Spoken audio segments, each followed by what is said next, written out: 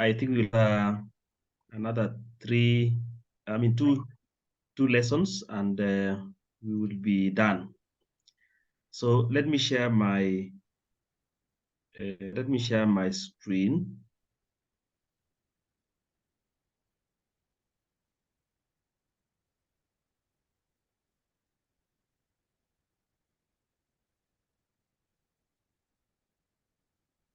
I hope you're able to see my screen. Please, Amos, are you able to see? Yes, my I can screen see. there? Yeah, I can see your screen. Okay. So thank you very much. I want us to take on three things today. First, we are going to learn about creating what we call subtotals. And then again, after learning how to create subtotals, we are also going to learn about correlation. We're going to learn about correlation. When you have a set of data, how are you going to correlate?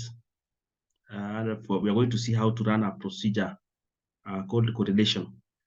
Then lastly, we will look at linear regression. We have another statistical method or statistical tool that is called linear regression. All this is about relating on data.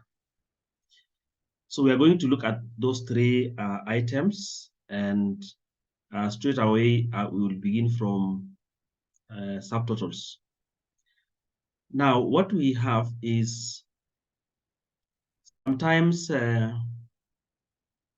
and particularly when you are working with accounting data, you want to get the sum, you want to get the average, and so forth. It requires that when you are in Excel, you will be required to input a row so that you are going to have your totals there. But sometimes you will find that the creating such rows will involve you moving around the data set. So to avoid that, what happens is that Excel has a tool that you are able to sum, or you are able to get the average without necessarily inserting those rows that we've talked about. It is automatic. It creates the subtotals. And the subtotals will be created based on a group. So this requires that when you want to do subtotals, your data should be sorted out in those particular groups. And I'm going to use an example.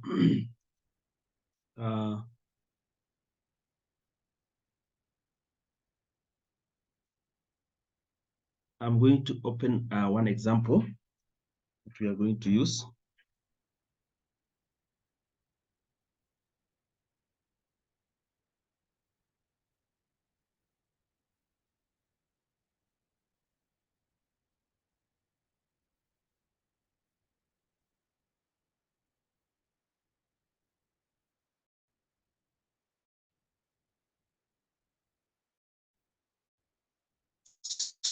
So as it is opening up, start getting minutes to manual.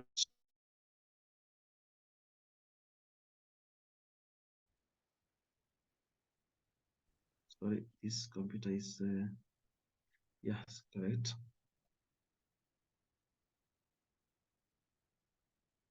So it eliminates the need to manually insert a row and perform a summation.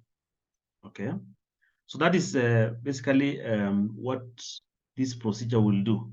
It's going to automatically insert a row, particular group of data, and it adds, it gives the sum and so forth. Now, so what happens is the entire set is selected. When you want to conduct a subtotal procedure, of course, you will have your Excel worksheet open. You need to sort the data, okay? And do this, you use the sort and filter button. And then once you've done that, you select the entire range of the data, including the column headers, and then subtotal. Subtotal is basically under data.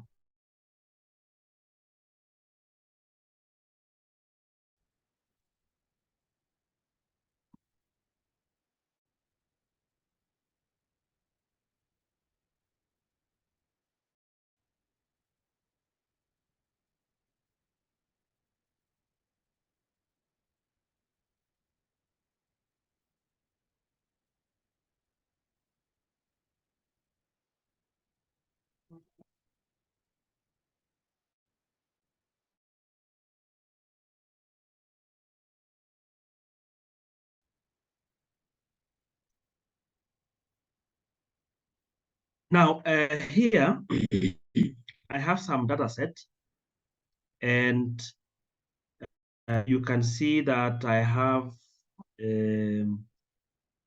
the labels here. This is data about amount of payment which was made by students.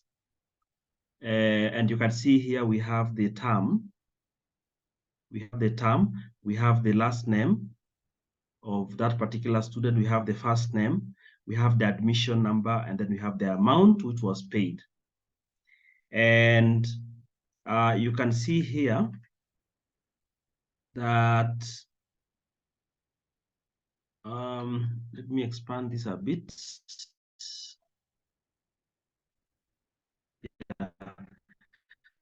So we have that. Of course, the Kenyan is different from the American about terms here. I know there you talk about summer, you talk about fall. Those terms mean, maybe if you could clarify a little.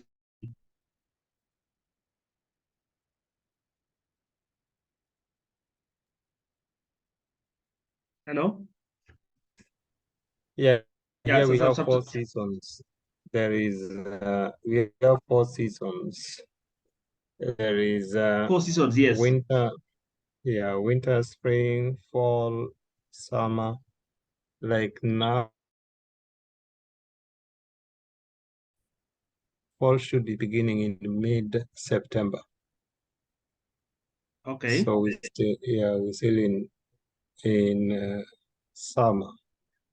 Now, summer is hot, and winter, of course, is very cold, and spring is the best weather, also followed by fall. But summer and winter, those are the extreme. Okay. Yeah, winter we have even snow. That's when there is snow. Okay. Yeah, summer can be very hot. So this fall and spring is I mean, what duration does it take, and what is the key feature or the characteristic? Spring, the weather is mild. It's not very hot, and it's like in between cold winter and hot like summer. So yeah, that's spring. Now fall is also not very hot, not very cold, but it's called fall because the trees shed leaves. So you might think that the trees are dry, but they're not dry. All the leaves are gone. Yeah. Okay, thank you for that clarification. The reason why I'm asking that is because in this example that I'm trying to illustrate, I So converted the. it's also called autumn. Yes? Another name is autumn. That's fall. But fall is more Fall. common. Yeah. Fall is Oh, AUTOMN. yeah, I think I've come across that. Anyway, no problem. I was using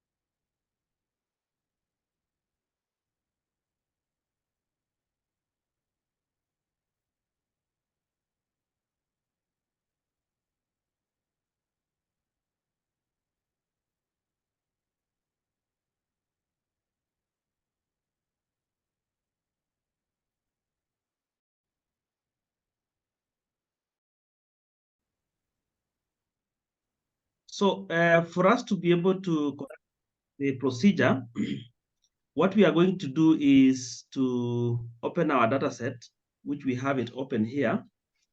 So you will basically come to you basically come to data, okay? You will come here and you can see subtotal. So you will click subtotal.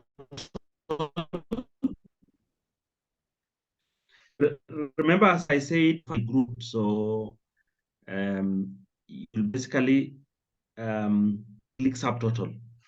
Now you will realize that total it's going to select all the data set. So you can see it is selecting.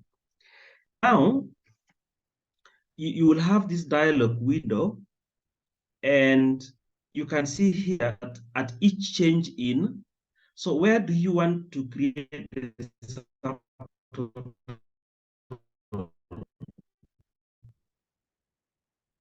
So you create a subtotal here, you select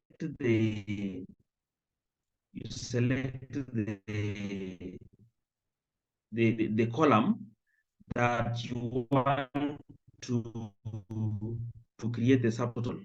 So a change in total, a row will be inserted to create the subtotal. Select term. Now, when I select term, it means that at each change in term, so it will begin from here, term one, term one, term one, term one, term one, term one. That's the sixth item. Now, so it is going to create a column, a row here, because the term is now changing. So that's why we are saying at each change in term. And then what is the function we want to do? Do you want to do the sum? Do you want to do the count? Do you want to do the average? Do you want to find the maximum, minimum? So necessarily be the total, as well average, or it may be the maximum. So, but let me select sum. And once you select sum, and where do we want to have the total? Which column do we want the total? So you see, change in term, we want the total for the amount paid. Okay, the amount paid. And then, of course, we have other options like replace the total. We have summary below, and so forth. Then you click OK. Now let's see what happens. Now you can see here that we have a subtotal which has been created automatically. And this subtotal is going to be produced. You see, a row is going to be created to create a total for the term one. Then when you go down, you can see again have a total for term two.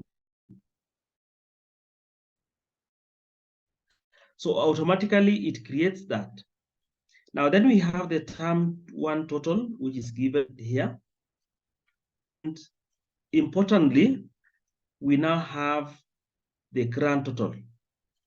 So apart from creating the subtotals, it's also going to create a grand total. So I hope you are getting what I'm saying. My network is very unstable. Again, Amos, are you able to get me clearly? Let me see Okay. how many. Yeah. So it's possible to do that. Mhm. Oh, there's John and Catherine. Suppose you just want to do for one person. Because I was trying, Yeah, I for one. was Yeah, doing I'm this. getting what you are saying. So Yeah. what you will do, yes. Yeah, go ahead. What you will do there is simply what you simply do there is to select the column which has the names. So like now, I can remove this subtotal now by doing the same procedure. I click subtotal, then you can see here. Are you seeing remove all? Yes. Yeah. So I moved whatever I had tried to create. So what I do is I go again group subtotal, sorry, and then at each changing, I can say now last name at each change in last name. So by that it is going to group into what into the names. Then I click OK.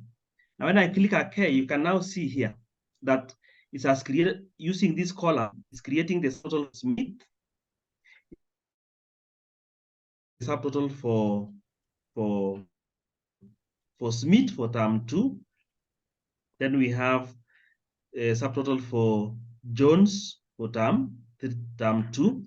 And when you go down there, you can see now the total for Jones, which is this one here. Oh, okay. So you can group Okay, that's good. even with more than columns. You can group at each change in term, and you can also the subtotal at each change in last name. So you can have multiple columns which you would want to do the subtotals. Is that okay? Now, okay, how does it know where, I mean, the column to take the totals from? Because I see the last names. See,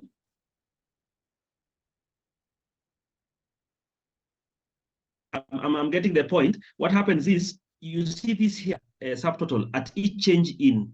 You can see at each change in. Remember, we say that you sort first of all for you to be able to carry subtotals. You do what you sort the data first Yes. using a particular column. Okay.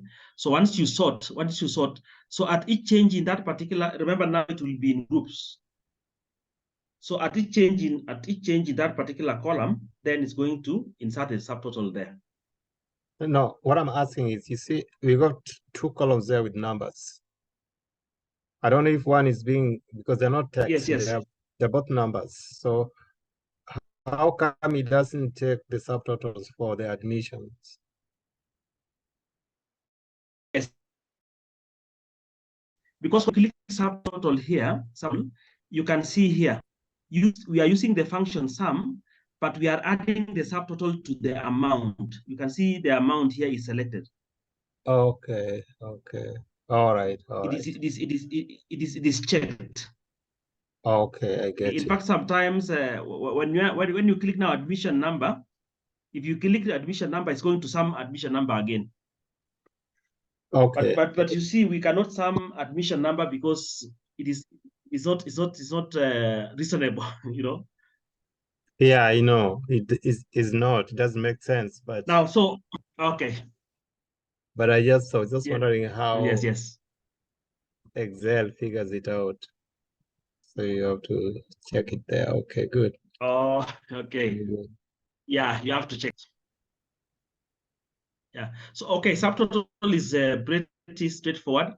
Now there is something called the nested subtotals.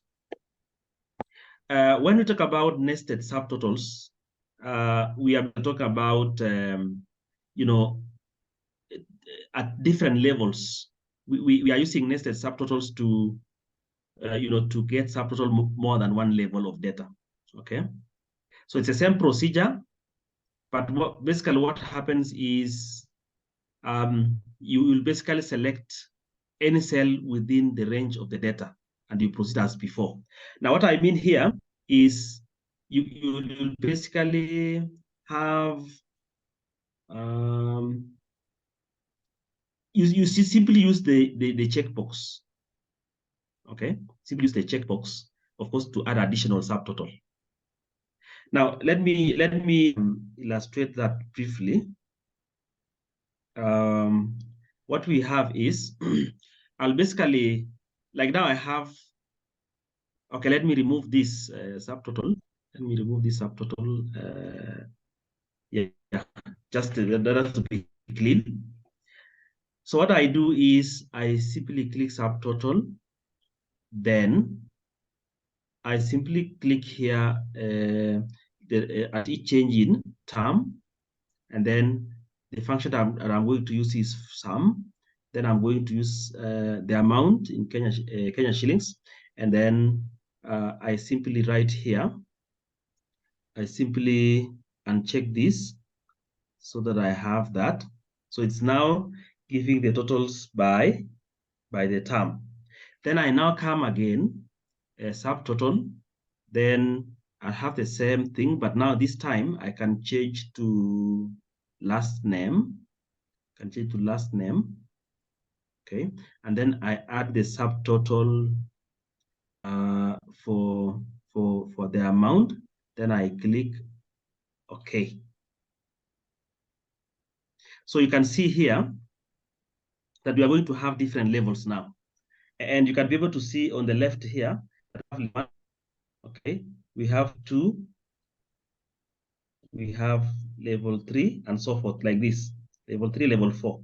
So you can see here that it is sorting by the name and by the term. So we have 3 levels of subtotaling, and this one is what we call nested, because you are having more than 2 columns, of subtotal. So it's a very straightforward procedure, and you shouldn't have any problem with that. Okay, so that's about subtotaling. We now want to move to something else, which we are talking about correlation. And when we talk about correlation, we are basically relating two data set. Now, a very classical example is what I have here. We have this data here, and we are trying to, we have two data sets. You can see here we have X and we have Y. Okay, we have X and Y. Now, let me just use another very simple example so that we'll have that. Let me have this.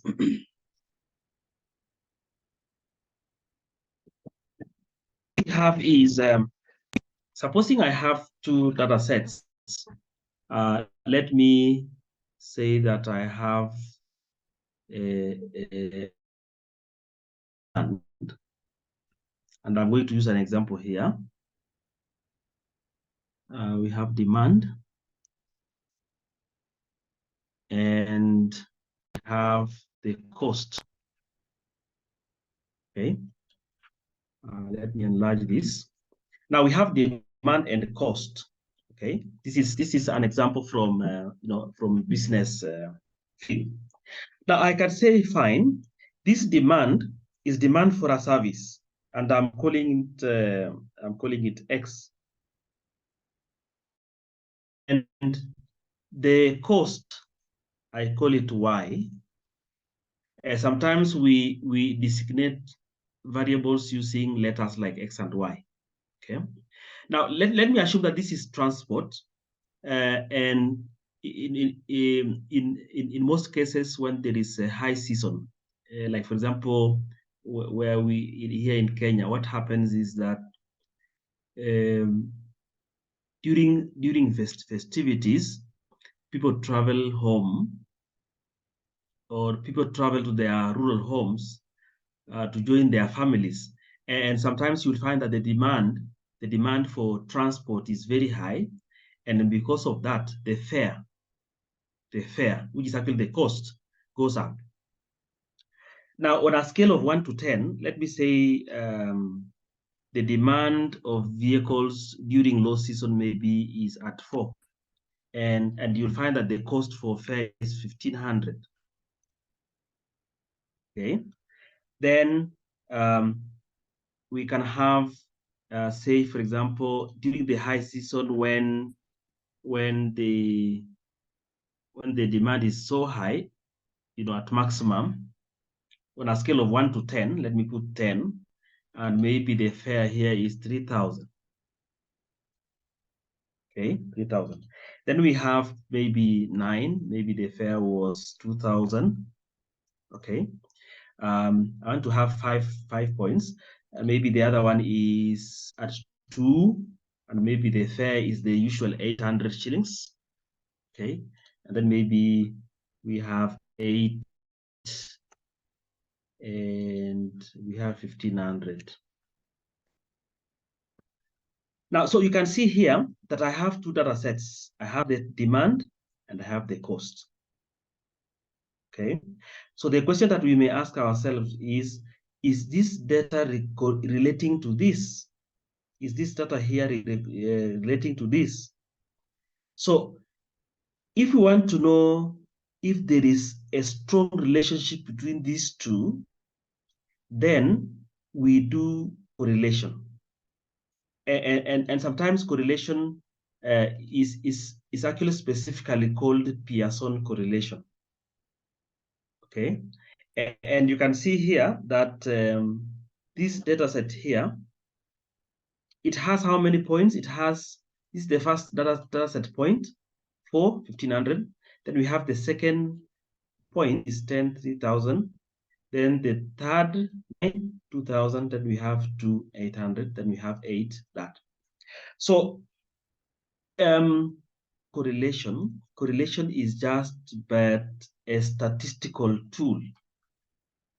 It is just but a statistical tool or a measure that indicates how two variables are related. So we have two variables. And you can see here that we have this variable and we have that variable, the variable demand and the variable cost. So we want to see that. And how do we perform this relation? We apply what we call the formula. We apply a Pearson correlation formula. And this formula is not very complex. It is very simple. What you simply do is we have the different components of that particular formula. And when we talk about xy means you get the product of x and y.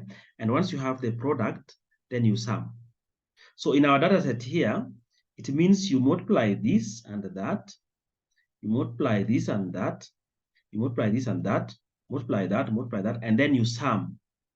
This particular symbol here means sum. So you sum x and y after getting the product, and then you multiply by the number of observation. N is the number of observation. The number of observation, this is observation 1.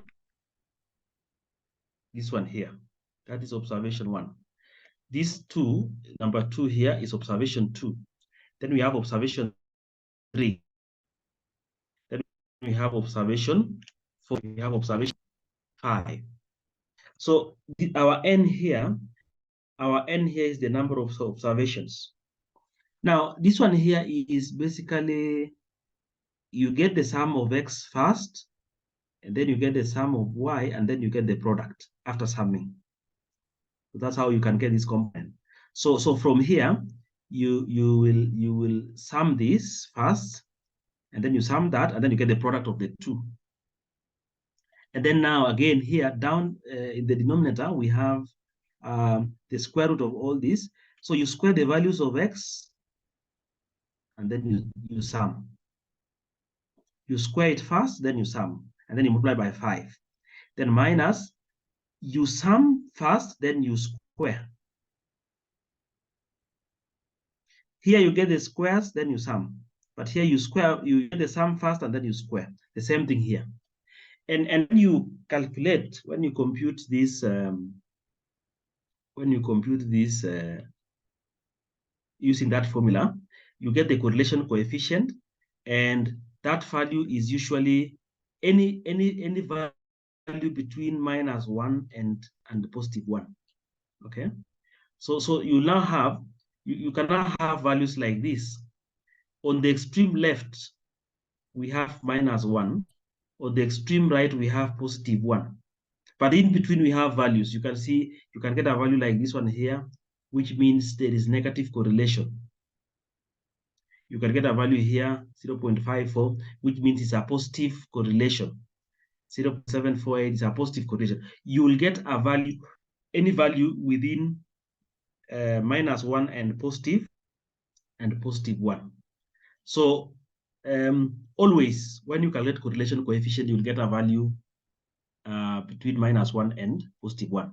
When you have a value, +1, then it means that the correlation is perfect. The correlation is perfect. But when you get 0.99, the correlation is very strong, but -0.92, the correlation is negative. And what this means is that you can see here, let's look at this. Let's look at this data here. How you calculate correlation is you will have the equal sign, then you have correlate. Correlate is this one here, correl.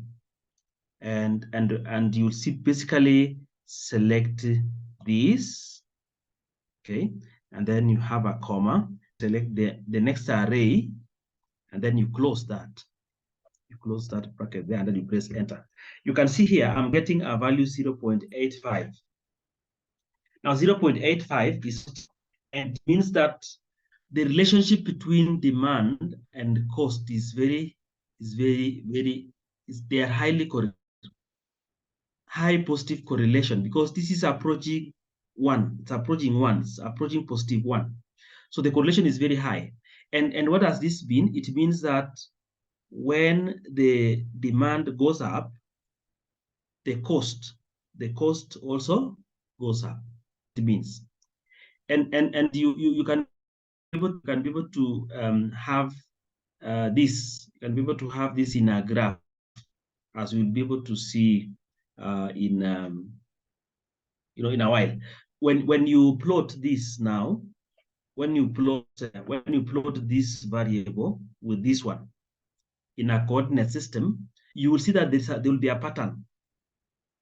There will be, when the values of x or demand is increasing, this other one is increasing. And I have a classical example here of this. Okay. Now, when you have the patterns for correlation, you can see in this chart here that we have x and y.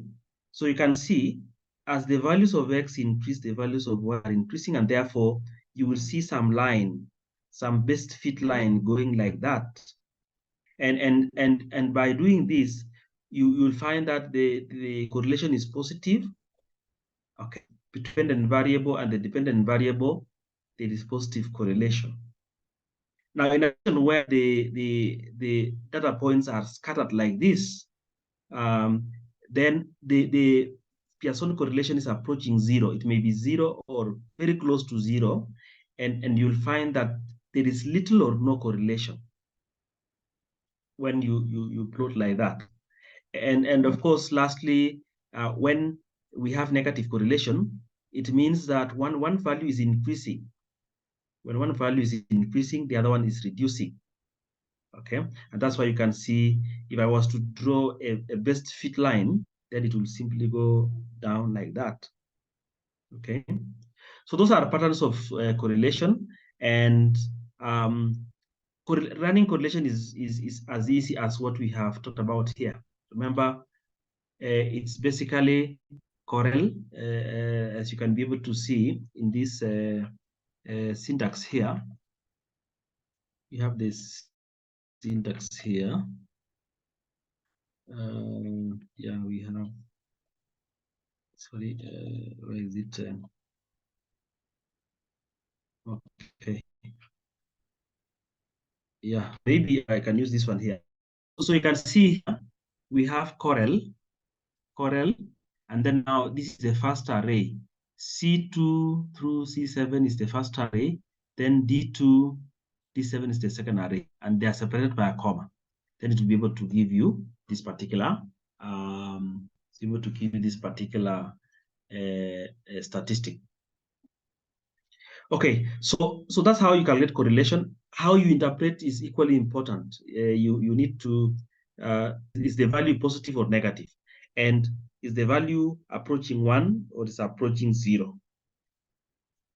Like, for example, a correlation will mean that the relationship or the correlation is more than right, because it's at the center. But as it approaches towards positive 1, it becomes very strong, very, very strong. Now, I want to use the same data to explain linear regression. And linear regression is another statistical measure, but it does something more than the correlation. Correlation merely gives you the relationship between the two. Okay, it gives you the relationship between the two, but linear regression will give you how much the independent variable is explaining the dependent variable.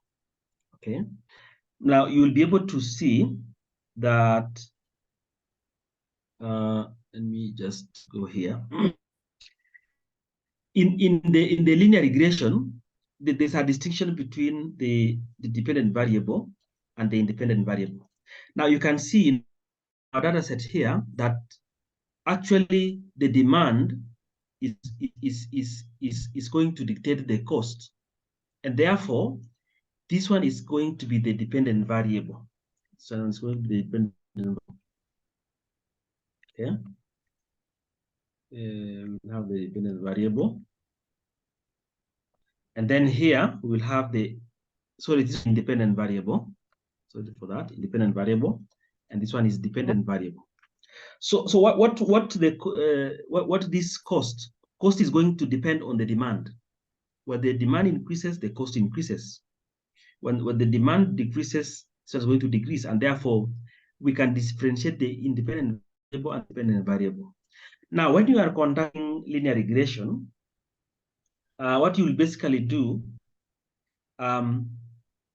you will click on data analysis, which is under data. Okay. Now, if you don't have this data on your application, Excel application, you add on feature that you use.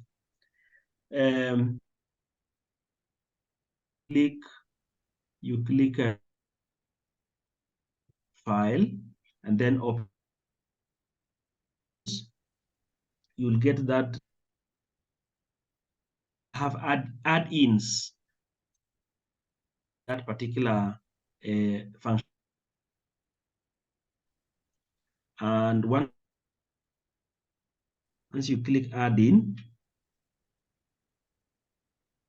there's a procedure here. Down there, you have manage add-ins, and then you simply click go. And then now you add this one, analysis toolpack. So you add analysis toolpack and you click OK. Now, when you click OK, you are now going to see this tool here. Now, this is the tool that we are going to use for linear regression. And remember again, linear regression is a statistical measure of relating this.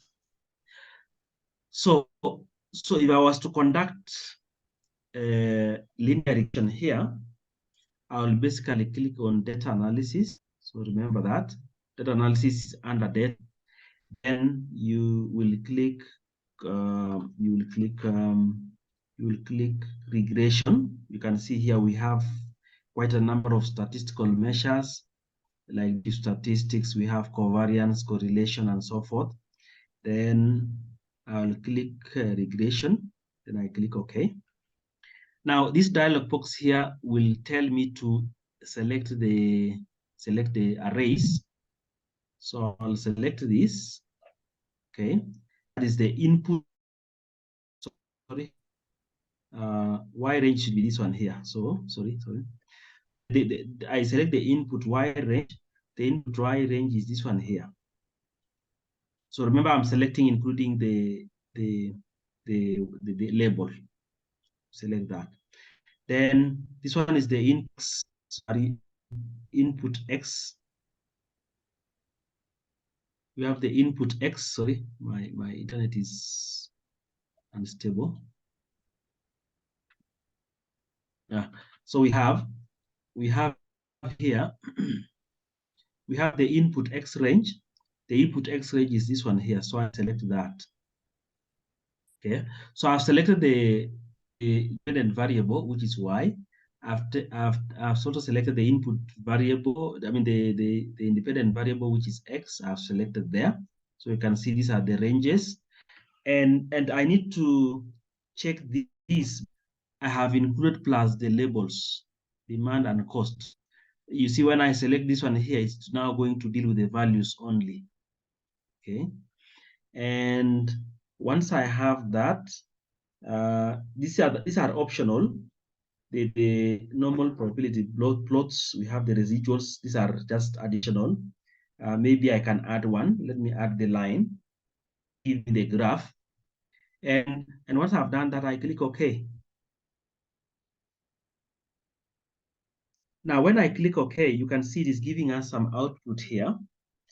And you can be able to see that we have the summary output. And you can see here that, in fact, this R here is the correlation that we've just calculated. So we have this, the correlation. Then we have something called R square. R square is a very important statistic. And what does this mean? What does this mean? It means that how much is the much that the independent variable is contributing to the dependent variable. And usually this you multiply by 100, and you will see that it is 72.4%. 72.4% means that that's the version created by the independent variable on the dependent variable. It explains, like what we can say here is the demand for transport. I mean, the cost of transport is explained by 72.4% of the demand. That's what it means. Statistics, even another table is given there. But I want to go here. When you do linear regression, there is a model, there is an equation which is going to be developed, and that equation is given by the. And you can see here that, of course, sometimes we talk about linear equation. I want to go there. Yeah, you can see here that this is a regression model. Okay, and it's a simple one because it only involves the dependent variable, and the dependent variable. When you do regression that links to two variables, the dependent variable and dependent variable, that is simple regression. Sometimes you can perform multiple regression where you now have more than two variables. You can have, like now here we have demand. This is demand x1. You can have a, and so on. So when you model that, you are going to have multiple regression, but this one is simple regression because we only have two variables. What happens, and when you are running linear regression, you will have a lot of output, as we can see here. But in most cases, the interest would be how much is the independent variable explaining the dependent variable. That's R square. And R square is basically obtained by basically taking this correlation and then you square. yeah, when I square this correlation equal to, maybe I take this value, I square. When you are squaring, you use this one here, and you write 2 that we have there. Now, then here, then here we have the plot. We have the plot. You can see here the cost has been in a coordinate system. You have the cost, which is in the y-axis. Then we have the demand, which is in the x-axis. You can see how this plotting, as the values in orange, you can see these values designated orange. As they increase, then the cost is also increasing. So it means that it is positive correlation. You see this line here, positive correlation. Value is increasing, the other one is increasing. If it was to be a negative correlation, then it will be reducing like that. Okay, so this is how to conduct linear regression in Excel. It is pretty straightforward. Only what you need to do is you simply master how you arrange your data, and you'll be able to run that. Now, this may not be able to run. Yes. Sorry to interrupt you. I Go just wanted ahead. to ask if Excel can also draw the line of best fit, or that one you have to draw yourself.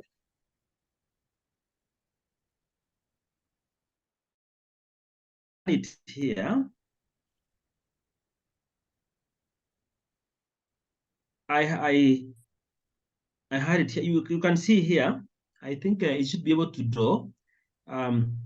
We can figure it out.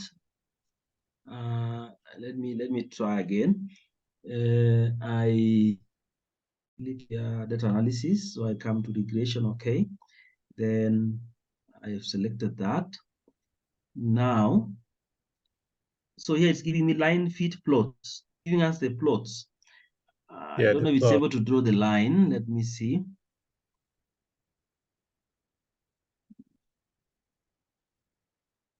I think this one of mine cannot.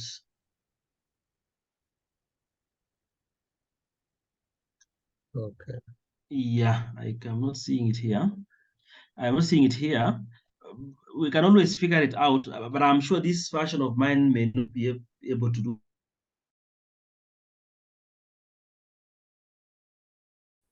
Okay. But I know most some other tools can be able to give you that. But you see, these softwares are in always being possible. Probably will have the line of first fit when we have that. But you can see it's simply running simple regression. You know, to run multiple regression may be a little bit difficult, but other tools of powers may be able to have that. So what I want to do is I'll be able to give you this data set here. I'll share this data set. So did you say multiple is when there are more than 2 variables? Now, this data set is about the number of, yes, when there are 2. Actually, we have one dependent variable, but we have several independent variables. Okay. Like how you may have demand. You may have something else which can dictate the transport. Maybe what? Maybe you may have another factor which may affect the. You can talk about the economic conditions. That's another variable. So we will have a variable x1, x2, x3. So when you now model, when you model the dependent variable against all those variables, then you will have multiple regression. So it's one dependent variable against many independent variables.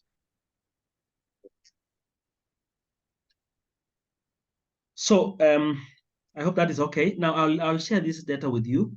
What I want you to do is to key in x and y. You key in X and Y. And once you key in, I want you to calculate the correlation and you do the linear regression. And I'll share with the results. In fact, the results for that are here. You can see,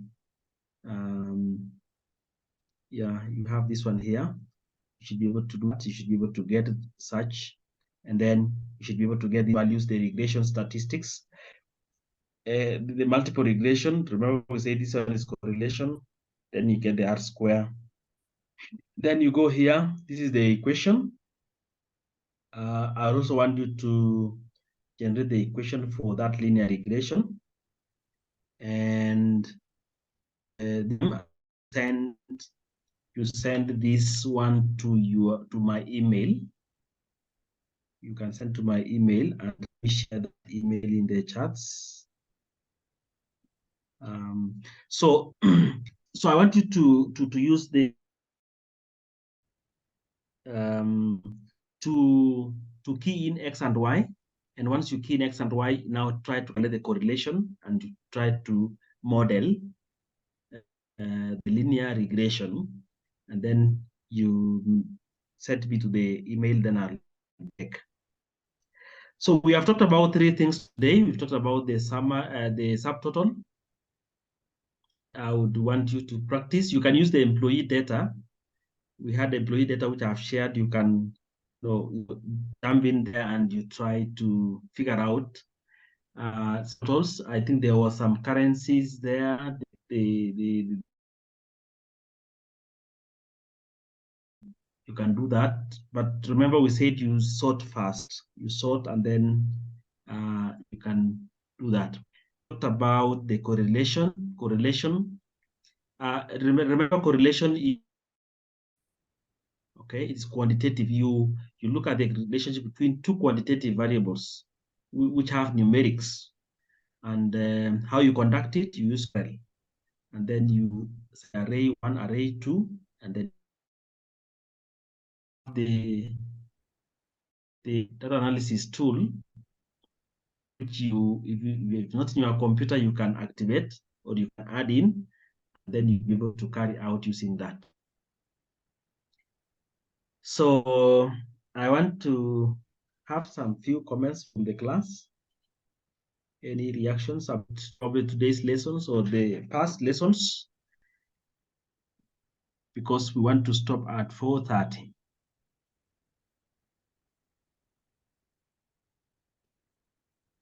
Yeah, I was just the question I asked had to do with the work that I was doing last week. So it really helped me. The one asked about Yes. the subtotals. Which one was that? The one asked about Okay. Yeah. So, Okay. okay. Okay. So thank you very much. I think is any comment? We've not heard from Ruth for some time. Is Ruth on the call?